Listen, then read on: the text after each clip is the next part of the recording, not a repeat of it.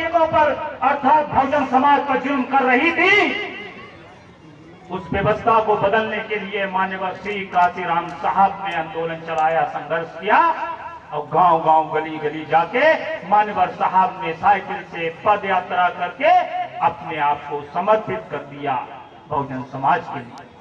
मान्यवर साहब के संघर्षों से प्रेरित होकर, मिशन से प्रेरित होकर आदरणीय बहन जी ने बहुजन समाज पार्टी से जुड़ने का काम किया और बहुजन समाज पार्टी के लिए काम करती रही बहन जी। गांव-गांव गली-गली जाके दर-दर जाके बहन जी ने बहुजन समाज के लिए संघर्ष किया, बहुजन समाज पार्टी के लिए संघर्ष किया। आदरणीय बहन जी ने जब संघर्ष किया तो इस देश के और इस प्रदेश के बहुजन समाज के लोगों को एक आशा की किरण जागी। अब जब आशा की किरण जागी तो बहन जी के संघर्ष से पहली बार 1995 में मान्यवर साहब के संघर्षों से, मान्यवर साहब के आदर्श से और मान्यवर साहब के आशीर्वाद से पहली बार मुख्यमंत्री बनी।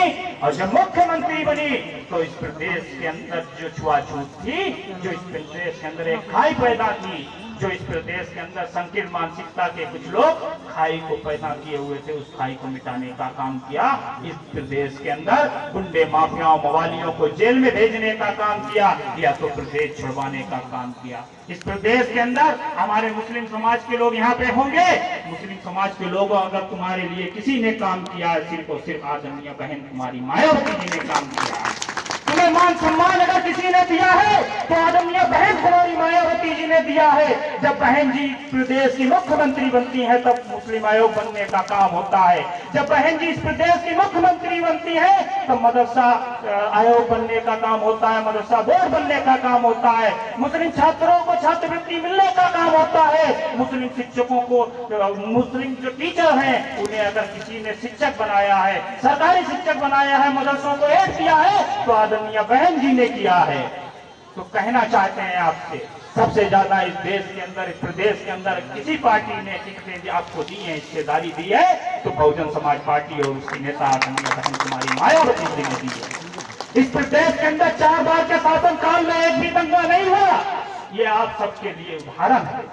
क्योंकि इस प्रदेश के अंदर कोई दंगा ना होना, उसकी सबसे बड़ी वजह यह रही क्योंकि बहन जी ने जाति पंथ मजहब के आधार पर भेदभाव नहीं किया, सभी को एक सूत्र में बांध करके कानून द्वारा कानून का राज स्थापित करने का काम किया। भाइयों, समय कम है, आदरणीय मुख्य अतिथि जी बोलेंगे, तमाम लोग बोलेंगे, इसीलिए अपनी बात को संक्षेप में करना चाहता हूँ। आप सबसे कहना चाहता हूँ कि जो व्यवस्थाएं बनी थी उन्हें मिटाने के लिए बहन जी आई थी और बहन जी ने उस व्यवस्था को मिटाने का काम किया। आप सब लोग सचेत हो जाएं, आज भी वो जो व्यवस्था बनाए हुए थे उन लोगों ने जन्म ले लिया है। वो चाहते हैं कि इस देश के अंदर और प्रदेश के अंदर गैर बराबरी की जो व्यवस्था थी उसको फिर से लागू किया जाए और फिर से हम पे जुल्म किया जाए, फिर से बहुजन समाज के लिए इस नारे को स्लोगन दिया जाए, नारा दिया जाए कि दो दबा शुद्ध पशुनारी सकल तारना के अधिकारी।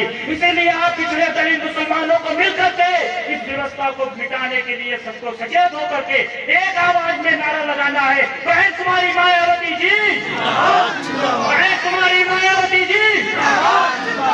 आप सब लोग मिलकर के आदरणीय बहन जी को इस देश का प्रधानमंत्री बनाना है और हम सब आप सचेत हो गए क्योंकि आपका वोट और हमारा वोट ही जिस दिन मुस्लिम समाज, पिछड़ा समाज का वोट अगर एकजुट हो गया इस प्रदेश और देश के अंदर सिर्फ बहुजन समाज का राज होगा। इन्हीं शब्दों के साथ अपनी बात को खत्म करता हूँ। जय भीम, जय भारत, खुदा हाफिज।